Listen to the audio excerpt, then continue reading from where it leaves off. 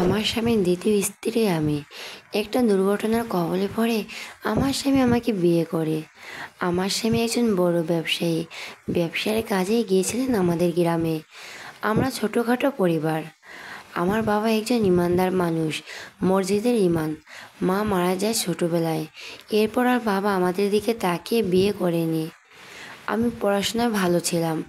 নিজে পুরো সময়টা পড়ায় মন দেওয়ার চেষ্টা করতাম। আমার জীবনটাও বেশ রঙিন কাটছিল। টাকা ছিল না, তবে সুখের কমতি ছিল না, শান্তির কমতি ছিল। বড় কোনো আশা ছিল না, তবে বাবার জন্য কিছু একটা করার ইচ্ছে সবসময় ছিল। আমার স্বামীর নাম আরাফ চৌধুরী, বয়স 43 বছর। তিনি যখন আমাদের গ্রামে আসেন তখন আমার বয়স ছিল 17 বছর। আমাদের গ্রামের বিশাল বড় বাংলো ওনার। উনি যতবারই গ্রামে আসতেন আমার বাবা খাবার দিয়ে আসতেন।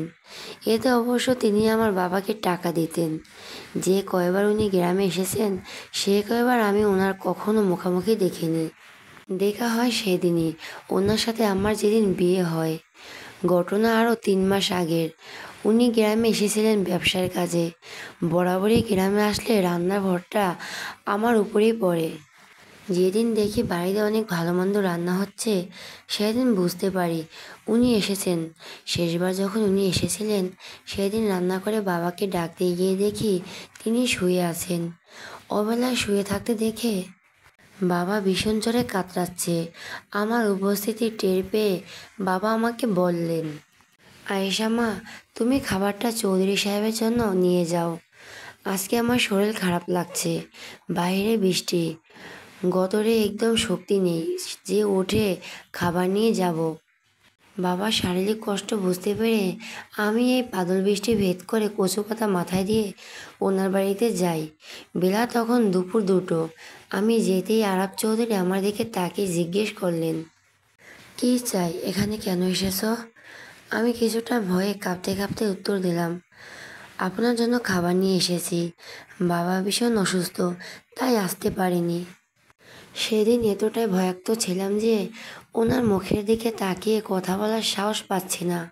আমাকে কাঁপতে দেখে তিনি হালকা গলায় জিজ্ঞেস করলেন, কাঁপছো কেন? সামনে তো বাঘভাল্লুক বসে নেই।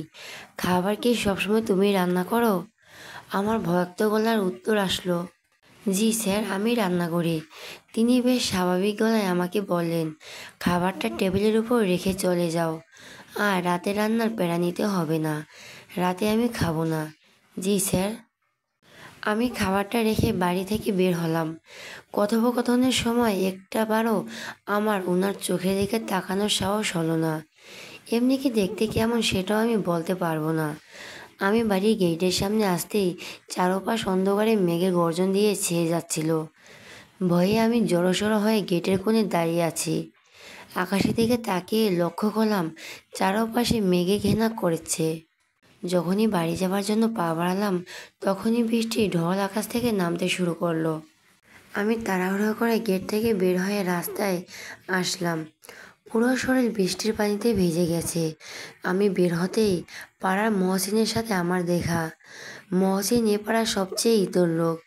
বাবার কাছ থেকে কয়েকটা টাকা ধার পায় সে। সে ধারের টাকায় বাবার পরিশোধ করতে বিলম্ব হচ্ছে বলে আমাকে বিয়ে করার প্রস্তাব দেয় বাবাকে। বাবা অবশ্য এতে একদম নারাজ, কারণ একজন বাবা তো জেনে শুনে একটা লম্পটের সাথে নিজের মেয়েকে তুলে দিতে পারে না। তাই সবসময় সুযোগ খুঁজে আমার ক্ষতি করার। আমাকে ভেজা অবস্থায় দেখে তার লালসার চোখ আমার উপর পড়ল। আমার হাতটা ধরে নোংরা ভাষায় বলতে লাগলো, কী রে মাগি, আমারে বিয়ে করতে পারিস না? অথচ ভেজা শরীর নিয়ে বুড়া বেটার সাথে শুইতে আসছিস? চরিত্রহীন মেয়ে, খালি বাড়ি থেকে এমন বের হইছস, বুঝি না কি করে আসছোস। তোরে আজকে হয় আমার সাথে বিয়ে দিবে, না হয় তোর নামে কলঙ্ক রটাবো। মহসিন এ কথাগুলো বলে আমাকে টানতে টানতে বাড়ির দিকে নিয়ে যাচ্ছে। আর লোক জড়ো করছিল। সব লোক সমাগম আমার বাড়ির সামনে। সবার হই হুল্লোড়ে বাবার জ্বর শরীর নিয়ে বের হলো। মহসিন বাবাকে দেখে বলে উঠল, মাইয়া বিয়ে দিতে সমস্যা, ভাড়া খাটাইতে সমস্যা নাই, তাই না? বুড়া বেটার কাজে মাইয়া পাঠাইছেন খুশি করে টাকা আনার জন্য। এরপর গ্রামের কিছু মানুষকে উদ্দেশ্য করে বলল, এই আয়েশার বাপ একটা ভণ্ড হুজুর, নিজে ইমামতি করে মাইয়ারে ভাড়া খাটায়। এ বদলা দিয়ে এ মাইয়া বাংলো থেকে বের হলো। বাংলোতে একা শুধু আরাব চৌধুরী থাকে, এটা সবার জানা। বেজা শরীর নিয়ে লুকিয়ে বের হতে গিয়েই আমার হাতে ধরা পড়ছে। এটা তো সমাজের জন্য ক্ষতি। এই নষ্টামির জন্য আর ভণ্ড হুজুরের জন্য তো সমাজ নষ্ট হবে। যদিও মাইয়া খারাপ, তবুও এতদিন আয়েশার বাপ আমাদের নামাজ পড়িয়েছে, সে সুবাদে একটা সুযোগ দেওয়া যায়। আমি চাই আয়েশাকে বিয়ে করতে। এর দুর্নাম জেনেও বিয়ে করতে চাই, কারণ মাইয়াটার মা নাই। অসহায় মাইয়া বিয়ে করলে ছোঁয়াব আছে, আর বিয়ের পর ঠিকমতো টাইট দিলে চরিত্রও ঠিক হয়ে যাইব। এখন আপনারা যা সিদ্ধান্ত নেন। গ্রামবাসীর সবাই মহসিনের কথা তাল মিলিয়ে বাবাকে ছি করতে লাগলো। বাবার চোখ বেয়ে কান্না ঝরছে। ছোট একটা বিষয় এত বড় করে যাবে কে জানতো। কান্না গলায় বাবা বলল, দরকার হয় সমাজ সাইডে চলে যাবো, তবুও আমার মাইয়ার এই লম্পটের হাতে তুলে দিব না। চৌধুরী সাহেবের অনেক ভালো মানুষ, আমি ওনার কাছ থেকে চিনি। যে ভরসায় নিজের শরীর খারাপ ছিল, তাই আয়শাকে দিয়ে খাবার পাঠিয়েছি। আমার মেয়ে নষ্টা না, একটা লম্পট ছেলের কথায় আমার মেয়েকে দয়া করে এ অপবাদ দিবেন না। মহসিনকে লম্পট বলায় মহসিন রেগে আবার বাবার কাছে তেড়ে গিয়ে বাবার গালে থাপ্পড় কষে দিয়ে বলল, নষ্টামির জন্ম দিয়ে নষ্টামি করে আমাকে লম্পট বলা। গ্রামবাসীও বাবাকে মারার জন্য তেড়ে আসতে লাগলো। সত্যি বলতে সেখানে যারা উপস্থিত ছিল সবাই মহসিনের কথায় উঠছিল বসছিল। আমি বুঝতে পারছিলাম তাদের মহসিনের আগেই টাকা দিয়ে কিনে এই নাটক সাজিয়ে ফেলছে। সুযোগের অপেক্ষায় থাকায় মহসিন হুট করে সুযোগ পেয়ে আজকে ঝোঁক বুঝে কোপ মারল। গ্রামবাসীকে এভাবে তেড়ে আসতে দেখে বাবা ভীষণ ভেঙে পড়ে, দাঁড়ানো থেকে মাথায় হাত দিয়ে বসে পড়ে। আমি গ্রামবাসীকে চিৎকার করে বোঝানোর চেষ্টা করেও পারছিলাম না। পাশের বাড়ির মালতী চাচি আমার চুল ধরে বলতে লাগলো, নষ্টা মেয়ে, তোর জন্য তো আমাদের মেয়েরাও নষ্ট হবে। মহসিন যে তোকে বিয়ে করতে চাইছে, শুক্রিয়া করে বিয়ে কর, না হয় বাপ বেটির চুল ন্যাড়া করে গ্রাম ছাড়া করব। পরিস্থিতি খারাপের দিকে মন নিল। বাবা বসে আর কোনো কথা বলতে পারছিল না। আমি নিজেও মাটিতে বসে চিৎকার করে কাঁদতে লাগলাম। হুট করে একটা কণ্ঠে সব কিছু নিস্তব্ধ করে দিল। পেছন থেকে আরাব চৌধুরী ব্রজকণ্ঠে বলে উঠলেন, সমস্যা আমাকে নিয়ে। মেয়েটা আমার বিছানায় গেছে, তাহলে মহিসিন কেন বিয়ে করবে? এ তো উদার মানুষ হলে তো সমস্যা। সমস্যা যেহেতু আমাকে নিয়ে, এ মেয়েকে বিয়ে আমি করব। মেয়ের বাবা একজন সম্মানিত লোক, তার পেছনে আপনারা নামাজ পড়েন। সে মানুষটাকে আপনারা অসম্মান করছেন, বিবেককে বিকিয়ে দিয়েছেন। আয়েশা বাবাকে সবাই চিনিয়ে কতটা সৎ চিনি, তারপরও আপনারা যা নয় তা বলছেন। তার মেয়ের দোষের শাস্তি বাবাকে কেন দিচ্ছেন? দোষ যেহেতু মেয়ে করেছে আর আমি এতে জড়িত, আয়েশাকে বিয়ে আমি করব। আরাব চৌধুরীর কথা শুনে সবার মুখ বন্ধ হয়ে গেলেও মহসিন বলে উঠল, এসব মুখে বলা সম্ভব?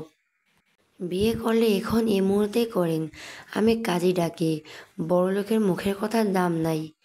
আরাব চৌধুরী মহসিনের গলার ধরে বলে উঠল, যাকে ডাকার ডাক, আমি এই মুহূর্তে আয়েশাকে বিয়ে করব।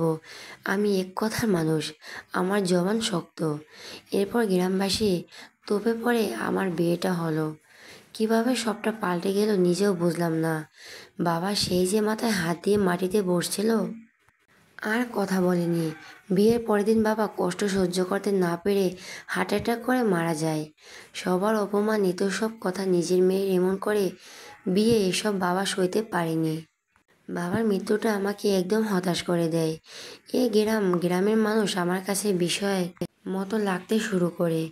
আমি বাবার কবরে মাটি হাতে নিয়ে শুধু বলেছিলাম, তোমার এই অপমানের প্রতিদান যেন প্রতিটা মানুষকে আল্লাহ দেয়। বাবা, আমি চেষ্টা করব মাথা উঁচু করে বাঁচতে। যত কষ্ট হোক, যত সমস্যা হোক, আমি মাথা নোয়াবো না। সবসময় আত্মসম্মান বজায় রেখে উঁচু হয়ে বাঁচব। বাবাকে কবর দেওয়ার পরের দিন আমি ঢাকায় আসি। এর মধ্যে আমার স্বামীর সাথে আমার কোনো কথাই হয়নি। ঢাকায় আসার পর জানতে পারি আমি তার দ্বিতীয় স্ত্রী, আর সেখান থেকে আমার জীবনের গল্পের নতুন মোড় নিল। সেদিনই আরাব চৌধুরীর বাসায় আসি আমি। ওনার বাবা মা অনেক বছর আগেই গত হয়েছেন। এ বাড়িতে 2-4টে কাজের লোক ছাড়া কাউকে চোখে পড়ল না। বিশাল বড় রাজপ্রাসাদের মতো বাড়ি আমি এ প্রথম দেখছি। আমার কাছে এটা বাড়ি নয়, মনে হচ্ছে কোনো রূপকথার রাজ্য। সাজানো গোছানো পরিচ্ছন্ন, শীতল একটা আমেজ চারপাশে। তীব্র গরমের কষ্ট নেই, আবার তীব্র শীতল মলিনতা নেই। যা আছে তা কেবল বসন্তের ছোঁয়া। মনে হচ্ছে চারপাশে বসন্ত বইছে। উনি আমাকে ড্রয়িং রুমে বসতে বললেন। আমি সোফার এক কোণে বসলে উনি আমার দিকে তাকিয়ে বললেন, দেখো আয়েশা, তুমি আমার থেকে 25 বছরের ছোট। সময় মতো আমার সন্তান হলে তোমার মতোই বয়স হতো। হঠাৎ ধেয়ে আসা দুর্ঘটনা পরে তোমাকে বিয়ে করা। তবে এই বিয়েটা তোমার জীবনে শান্তি আনবে না। বয়সের ব্যবধানে তোমার জীবনকে নরক নিয়ে যাবে। তুমি ভীষণ ভালো মিষ্টি একটা মেয়ে। আমার মতো বয়স্ক একটা ছেলের বউ হওয়ার দুর্ভাগ্য তোমার হলে সেটা তুমি কাটিয়ে উঠবে আশা করি। আরাফ চৌধুরীর মোলায়েম কণ্ঠের ধ্বনি শুনে আমি ওনাদিকে এ প্রথম চোখ তুলে তাকালাম। বয়স 43 হলেও ওনাকে দেখতে তেমন বয়স্ক লাগে না। মনে হয় এখনও তিনি বেশ জোয়ান। হয়তো টাকার আলতো আপ্যায়নে বুড়ো ভাবটা ওনার মুখে প্রকাশ পাচ্ছে না। গাল ভর্তি দাড়ি, চুল এবং দাড়িতে পাক ধরলেও সেটা মানানসই লাগছে। মাথার তালু ফাঁকা না, বরং তুলনামূলক চুল কম। ওনাকে আমার কাছে তেমন খারাপ লাগছে না। হয়তো আল্লাহর রহমতে নাজিল হয়েছে বলেই এত বুড়ো বয়স্ক একটা মানুষকে মনে হচ্ছে আমার জন্যই গড়া। তার প্রতি আমার মহব্বত কাজ করছে। তাকে আমার ভালো লাগছে। বিয়ের বাঁধনে বকরগোত এবং রহমত আছে বলে তার প্রতি আমার তীব্র ভালোবাসা গুঞ্জন তুলছে। কিন্তু সে ভালোবাসা পরক্ষণে দহনে পরিণত হলো একটা কথায়। আয়েশা, আমি চাই তুমি এ বাড়িতে থাকো, পড়াশোনা করো, বড় হও, বাবার আদর্শ সন্তান হও। তোমার ভরণ পোষণের দায়িত্ব আমার। সময় হলে আমি তোমাকে ডিভোর্স দিয়ে দেব। এখনও দিতে পারি। তবে সমাজ আবারও আমাদের সম্পর্ক নিয়ে বাজে কথা বলুক, এটা আমি চাই না। পড়াশোনা শেষ করো, এরপর তোমাকে ডিভোর্স দিয়ে আমি ভালো পাত্রের হাতে তুলে দেব। সে পর্যন্ত তোমাকে দেখাশোনা করার দায়িত্ব আমার। কথা দিচ্ছি কখনো তোমার কাছে স্বামীর অধিকার চেয়ে তোমাকে ছোট করব না। আরাফ চৌধুরীর এই কথাগুলো শুনে আমি স্তব্ধ হতে লাগলাম। ওনাকে স্বামী হিসাবে মানতে আমার একদমই কষ্ট হচ্ছে না। বরং আমি চাচ্ছি ওনার পরমাদরে, ওনার ছায়াতলে ওনার সহধর্মিণী হয়ে থাকতে। কিন্তু ওনার মনে চলছে ভিন্ন অভিমত। ওনার কথার পৃষ্ঠে আমি আমার মত প্রকাশ করতেই যাব, সে মুহূর্তে তিনি আবারও বলে উঠলেন, আরেকটা গুরুত্বপূর্ণ কথা তোমাকে বলা হয়নি। আবার তোমার আগে আরেকটা বিয়ে হয়েছে এবং আমার সে স্ত্রী জীবিত। সে দেশের বাইরে আছে, কবে ফিরবে জানি না। তবে একটা অভিমানের রূপ আমাদের এই দূরত্ব। আমাদের বিয়ে 13 বছর চলে। আমার প্রথম স্ত্রীর নাম আঞ্জুমান। অসম্ভব সুন্দরী এবং গুণের অধিকারী একটি মেয়ে। আমার সকল ভালোবাসা তার জন্য জমে আছে। জানি না আমাদের কখনো মিল হবে কি না, তবে আমার পক্ষে তাকে ভোলা কোনোদিনই সম্ভব না। তার জন্য আমি সারা জীবন অপেক্ষা করতে পারি। আয়েশা, তোমার বিপদে উদ্ধারকারী হয়ে এই বিয়েটা কেবল করেছি তোমাকে সুন্দর একটা জীবন দেওয়ার জন্য। এই বাহিরে কিচ্ছু না। আমি লম্বা একটা নিঃশ্বাস টেনে তা ছাড়লাম। আমার বুকের দহন বাড়তে লাগলো। আমি আর কোনো বিয়ে চাই না। মেয়েদের জীবনে একটা বিয়ে হয়, যে আমাকে সম্মান দিয়ে এতদূর এনেছে, এত নিরাপদ জীবন দিয়েছে, তাকে আমি কিভাবে না ভালোবেসে পারি? তবে আমার মনের কথা আমি মুখ ফুটে আর বলতে পারবো না। বলতে গেলে আত্মসম্মানটা বিকিয়ে যাবে। যেখানে তিনি বলে দিয়েছে ওনার সকল ভালোবাসা আঞ্জুমানের জন্য, সেখানে আমার ভালোবাসা প্রকাশের বৃথা চেষ্টা না করাই শ্রেয়। আমি ঢোক গিললাম। বসন্তময় এ পরিবেশ ক্রমশই ভারী হতে লাগলো। চৈত্রের মতো খরা পড়ে আমার মনটা চৌচির হতে লাগলো। গণন বিদায়ী হাহাকার আমাকে যেন আলিঙ্গন করতে লাগলো। বেহালার করুণ সুর চারদিকে বাজতে লাগলো। চাপা কান্না আমার বুকে এসে বাধা বাঁধতে লাগলো। সব কিছুর ঊর্ধ্বে গিয়ে নিজেকে সামলে ওনাকে জিজ্ঞেস করলাম, আপনার প্রথম স্ত্রীর খোঁজ কি এর 13 বছরে পাননি? যোগাযোগ হয়নি? তিনি আপনার মতোই একা আছেন নাকি তিনি বিয়ে করেছেন, নতুন সংসার করেছেন? 13টা বছর তো কম না। কথাগুলো বলে ওনার দিকে তাকালাম। মলিনতা ওনাকে গ্রাস করছে, চোখে মুখে বেদনার ছাপ ফুটে উঠছে। অস্থিরতা তার কপালের ভাঁজ স্পষ্ট। ভারী গলায় উত্তর দিল, সবাই তো বলে মারা গিয়েছে। ছোট একটা ঝগড়া হয়েছিল আমাদের। ঝগড়ার কারণটা এত বড় ছিল না। তার জন্মদিনে একটা সাদা গোলাপ আনতে বলেছিল, সেটাই আনতে ভুলে গিয়েছিলাম। বিয়ের পর প্রথম জন্মদিন ছিল, একটু জেদি স্বভাবে ছিল। ফুল আনেনি বিষয়টা সে মানতে পারেনি। রাত 12টায় ঝগড়া করে বাসা থেকে বের হয়ে যায়। আমি আটকাবার অনেক চেষ্টা করি, মা বাবাও চেষ্টা করে, তবে তার জেদের কাছে সব কিছু হার মানে। ভেবেছিলাম তার বাবার বাড়ি যাচ্ছে, সকালে গিয়ে নিয়ে আসব, তাই বেশিক্ষণ আর বাধা দিইনি, কারণ রাগের মধ্যে কী করে বসে সে ভয়ে। এরপর তিনি লম্বা নিঃশ্বাস নিলেন। বিষাদের আত্মনাদ তার চোখে লাল হয়ে দেখা দিয়েছে, কেবল সেটা অশ্রু হয়ে ঝরে পড়ছে না। কিছুক্ষণ থেমে পুনরায় বললেন, ফোনে শতবার কল দিয়েছি, ফোন বন্ধ ছিল। সকাল পর্যন্ত আর অপেক্ষা করিনি, রাতেই ছুটে যাই আঞ্জুমানের বাসায়। কিন্তু সেখানে গিয়ে জানতে পারি আঞ্জুমান সেখানে যায়নি। এরপর অনেক খোঁজ করেছি, সম্ভাব্য সকল জায়গায় তাকে খুঁজেছি, পুলিশ ডায়েরি করেছি, তবে তাকে খুঁজে পাইনি। তার পরিবার আমার বিরুদ্ধে মিথ্যে মামলাও করে। অবশ্য এটাও জেদ করে মেয়ে হারানোর শোকে করেছিল। আমি জেলে থেকেছি 3 দিন। 3 দিন পর আঞ্জুমান তার বাবা মাকে চিঠি দিয়ে জানায় সে দেশের বাইরে আছে, আমার সাথে আর সংসার করতে চায় না। আঞ্জুমানের চিঠি পেয়ে মামলা তুলে নেওয়া হয়, আমাকে মুক্তি দেওয়া হয়। তবে কোন দেশে গেছে, কোথায় আছে, তার পরিবার বিষয়টা গোপন করেছে নাকি আদৌ জানে না, জানি না। এ যুগে চিঠি দিয়ে সংবাদ দিয়েছে, বিষয়টা বেশ এলোমেলো লিখেছিল। তার পরিবারকে দীর্ঘ 4 বছর নজরে রেখেছি, কিন্তু আশানুরূপ কোনো ফল পাইনি। এরপর কেটে গেল 13 বছর। এর মধ্যে আর দেখা পাইনি, খোঁজ পাইনি। বিশ্বাস করি, লাশ যেহেতু পাইনি তার মানে সে বেঁচে আছে। বিশ্বাসের মেলায় বস্তু তর্কে বহুদূর। আমি বিশ্বাসের জড়ি দীর্ঘ 13টা বছর তার জন্য অপেক্ষা করছি। আরও 1300 বছর অপেক্ষা করতে পারবো। আরাব চৌধুরীর কথা শুনে এতটুকু উপলব্ধি হচ্ছে, আঞ্জুমান হয় মারা গেছে, না হয় অন্যত্র সংসার করে সুখে শান্তিতে ঘর করছে। তবে এ মানুষটা মনে গেঁথে যাওয়া ভালোবাসা এখনও তাজা হয়ে আছে।